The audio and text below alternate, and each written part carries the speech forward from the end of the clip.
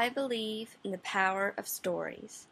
Writing stories, reading stories, telling and hearing stories all have the power to affect and change people. I was 4. We have just moved to Warner Robins, and it's hard for me to fall asleep in my new room even though my older sister Elizabeth is there to keep me company. I'm restless and nervous, listening to the odd sounds in this house and the dog baying in the backyard. My daddy walks into the room, and instantly my fears are relieved. It's my favorite part of our nighttime routine, story time. He sits down at the foot of one of our beds, and my fears dissolve as I get to hear one of my favorite types of stories Daddy tells us. All right, once upon a time there was this little cloud. Funny stories about 2 make-believe kittens named Elizabeth and Rebecca.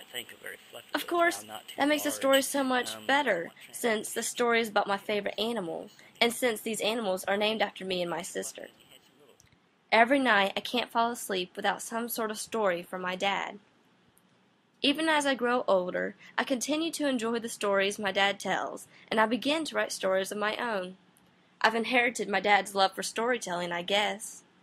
I write about my pets, and I know that after they die and pass on into pet heaven, they'll continue to live on in my stories.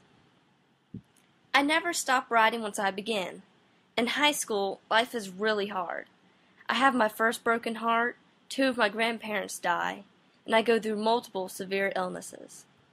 With problems facing me from every side, I need an escape, and I find it in writing books.